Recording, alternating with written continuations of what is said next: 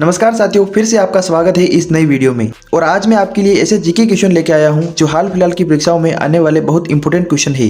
Video में आगे बढ़ने से पहले वीडियो को लाइक और चैनल को सब्सक्राइब जरूर करना। चलिए दोस्तों, अब हमारा पहला सवाल आता है कि कौन सा स्थान जंजीरा का प्रसिद्ध किला के लिए जाना जाता है। तो इसका सही जवाब है दोस्तों ऑप्शन बी, महाराष्ट्र। चलिए दोस्तों, अब हमारा अगला सवाल आता है कि खालसा पंथ की स्थापना किसने की। हमारा सवाल है कि खालसा पंथ की स्थापना किसने की। तो इसका सही जवाब है दोस्तों ऑप्शन बी, गुरु हरगोबिंद सिंह ने खालसा पंथ की स्थापना की। तो हमारा सही जवाब है ऑप्शन बी। चलिए दोस्तों, अब हमारा वापस अगला सवाल आता है कि भारत का सबसे बड़ा कोयला उत्पादक राज्य कौन सा है। भारत का सबसे बड़ा कोयला उत्पादक राज्य कौन सा है। तो इसका सही जवाब है दोस्तों ऑप्शन ए, झारखंड राज्य भारत का सबसे बड़ा कोयला उत्पादक राज्य है। हमारा इसका सही जवाब होगा दोस्तों ऑप्शन ए। चलिए दोस्तों, अब हमारा नेक्स्ट सवाल आता है कि भारत में सबसे बड़ा ऊंचा जलप्रपात कौन सा है। कि भारत में सबसे ऊंचा जलप्रपात कौन सा है। तो इसका सही जवाब है दोस्तों ऑप्शन बी, कंचन फॉल्स भारत में सबसे बड़ा ऊंचा जलप्रपात है। चलिए दोस्तों, अब हमारा अगला सवाल आता है कि कौन सी नदी दक्षिण गंगा के नाम से जानी जाती है।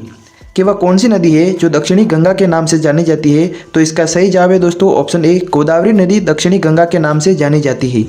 चलिए दोस्तों, अब हमारा वापस अगला सवाल आता है कि भारत के संविधान में नागरिकों के मौलिक अधिकार के किस अनुच्छेद में वर्णित है। यानी जो भारत का संविधान है उसमें नागरिकों के मौलिक अधिकार किस अनुच्छेद में वर्णन है। यानी मौलिक अधिकार का वर्णन किस अनुच्छेद के अंदर है। तो इसका सही जवाब है दोस्तों ऑप्शन सी, अनुच्छेद 12 से 35 से लगाकर, यानी 12 से 35 तक मौलिक अधिकार का वर्णन है। चलिए दोस्तों, अब हमारा अगला सवाल आता है कि राज्यपाल की नियुक्ति कौन करता है। राज्यपाल की नियुक्ति किसके द्वारा होती है या फिर कौन करता है। तो इसका सही जवाब होगा दोस्तों ऑप्शन बी, राष्ट्रपति के द्वारा। चलिए दोस्तों, अब हमारा अगला सवाल आता है कि भारतीय संसद के संयुक्त सत्र की अध्यक्षता कौन करता है या फिर किसके द्वारा होती है। तो इसका सही जवाब होगा दोस्तों ऑप्शन बी, लोकसभा अध्यक्ष द्वारा। चलिए दोस्तों, अब हमारा अगला सवाल है कि भारत में सेवा कर की शुरुआत किस वर्ष में हुई थी। भारत में सेवा कर की शुरुआत किस वर्ष हुई थी। तो इसका सही जवाब है दोस्तों ऑप्शन सी, 1994 में। इसका सही जवाब होगा दोस्तों ऑप्शन सी। चलिए दोस्तों, अब हमारा अगला सवाल आता है कि रुपया शब्द का पहली बार उपयोग किसने किया था। यानी जो भारत देश में जो रुपया शब्द है उसका उपयोग सबसे पहले किसने किया था। तो इसका सही जवाब है दोस्तों ऑप्शन ए, शेरशाह सूरी ने। तो इसका सही जवाब होगा दोस्तों ऑप्शन ए। चलिए दोस्तों, अब हमारा अगला सवाल आता है मिनिमम सपोर्ट प्राइस यानी एमएसपी किसके लिए होता है। मिनिमम सपोर्ट प्राइस किसके लिए होता है। तो ये होता है दोस्तों ऑप्शन ए, फसलों के लिए। हमारा सही जवाब होगा दोस्तों ऑप्शन ए। चलिए दोस्तों, अब हमारा अगला सवाल आता है कि डेंगू बुखार किस मच्छर से फैलता है। यानी डेंगू जो बुखार होता है वो किस मच्छर के काटने से फैलता है। तो इसका सही जवाब होगा दोस्तों ऑप्शन ए, एडिस मच्छर के द्वारा। चलिए दोस्तों, अब हमारा अगला सवाल आता है कि पेनिसिलिन की खोज किसने की थी। पेनिसिलिन की खोज किसने की थी। तो इसका सही जवाब होगा दोस्तों ऑप्शन ए, अलेक्जेंडर फ्लेमिंग ने। चलिए दोस्तों, अब हमारा अगला सवाल आता है कि हवा में सबसे अधिक मात्रा में कौन सी गैस होती है। यानी हवा में सबसे अधिक मात्रा में कौन सी गैस होती है। तो हमारा सही जवाब होगा दोस्तों ऑप्शन सी, नाइट्रोजन गैस हवा में सबसे अधिक गैस होती है। चलिए दोस्तों, अब हमारा अगला सवाल आता है कि हृदय का आकार किससे मिलता जुलता है। यानी जो ऑप्शन दे रखे हैं नीचे आपको कि हृदय का आकार किससे मिलता जुलता है। तो इन तीनों में से सबसे सही ऑप्शन होगा दोस्तों ऑप्शन ए, मुट्ठी। मुट्ठी के आकार जितना मतलब हमारा हृदय मिलता जुलता होता है। चलिए दोस्तों, अब हमारा अगला सवाल आता है कि डाइऑक्साइड गैस का उपयोग मुख्य रूप से किसमें होता है। यानी डाइऑक्साइड जो गैस होती है उसका उपयोग मुख्य रूप से किसमें होता है। तो इसका सही जवाब है दोस्तों ऑप्शन ए, शीतल पेय। यानी ठंडा जो पेय पदार्थ होता है उसके अंदर डाइऑक्साइड गैस का उपयोग ज़्यादातर होता है। चलिए दोस्तों, अब हमारा अगला सवाल आता है कि ऊर्जा का मात्रक क्या है। ऊर्जा का मात्रक क्या है। तो इसका सही जवाब है दोस्तों ऑप्शन बी, जूल ऊर्जा का मात्रक है। चलिए दोस्तों, अब हमारा अगला सवाल आता है कि 1857 के विद्रोह के समय भारत का गवर्नर जनरल कौन था। 1857 के विद्रोह के समय भारत का गवर्नर जनरल कौन था। तो इसका सही जवाब है दोस्तों ऑप्शन बी, लॉर्ड कैनिंग।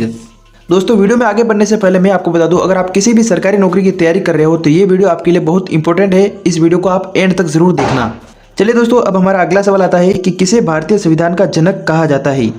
किसे भारतीय संविधान का जनक कहा जाता है?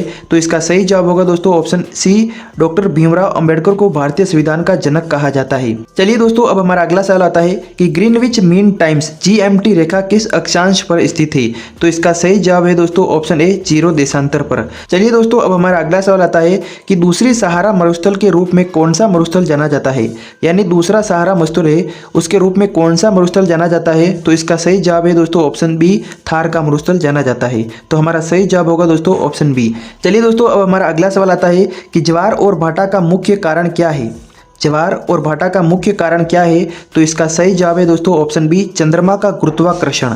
चलिए दोस्तों, अब हमारा अगला सवाल आता है कि भारत में राज्यपाल का कार्यकाल कितने वर्ष का होता है? कि भारत में राज्यपाल का कार्यकाल कितने वर्ष का होता है? शायद ये प्रश्न आप सभी को आता होगा।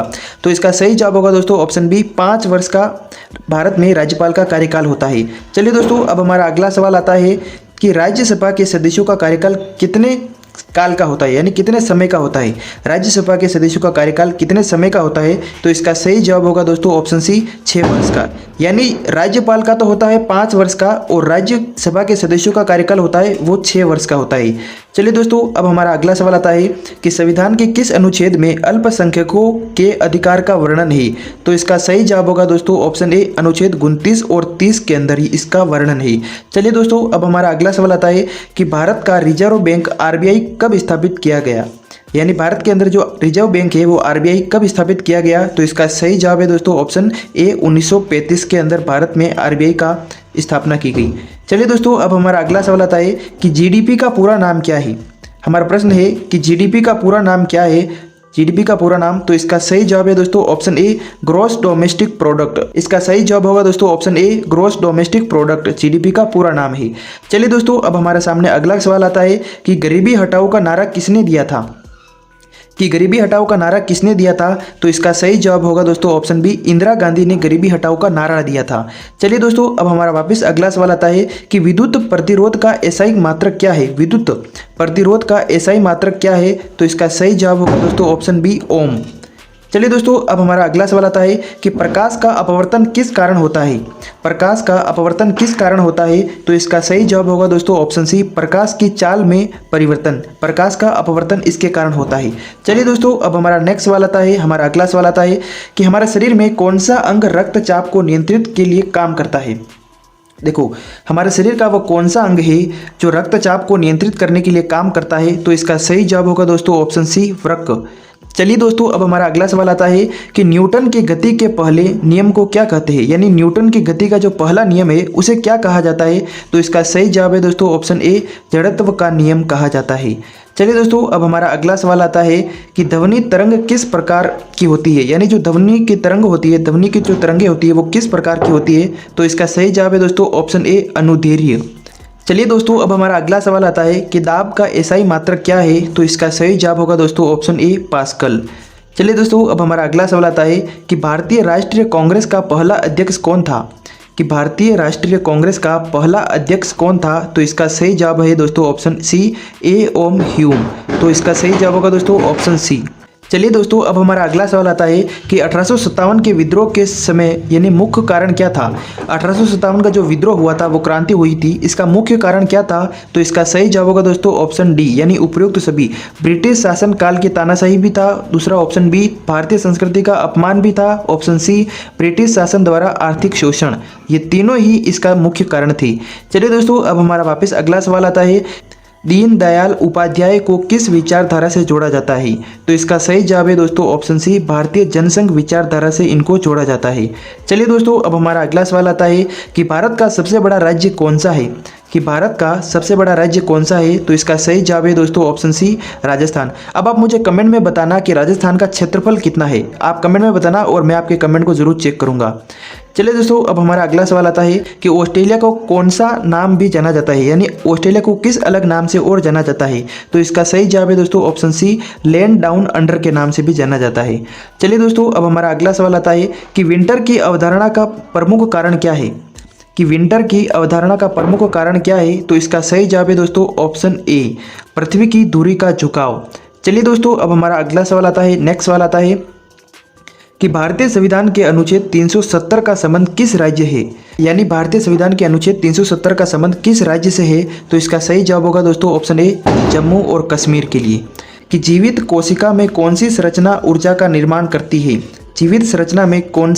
जीवित कोशिका में कौन सी संरचना ऊर्जा का निर्माण करती है, तो इसका सही जवाब होगा दोस्तों ऑप्शन ए माइटोकॉन्ड्रिया। चलिए दोस्तों, अब हमारा अगला सवाल आता है कि जलवायु परिवर्तन का मुख्य कारण क्या है। जलवायु परिवर्तन का मुख्य कारण क्या है, तो इसका सही जवाब है दोस्तों ऑप्शन सी ग्रीन हाउस गैसों का उत्सर्जन। कि विद्युत शक्ति का एसआई मात्रक क्या है। विद्युत शक्ति का एसआई मात्रक क्या है, तो इसका सही जवाब है दोस्तों ऑप्शन बी वाट। चलिए दोस्तों, अब हमारा वापस अगला सवाल आता है कि पृथ्वी का सबसे बाहरी हिस्सा क्या कहलाता है। पृथ्वी का सबसे बाहरी हिस्सा क्या कहलाता है, तो इसका सही जवाब है दोस्तों ऑप्शन बी क्रस्ट।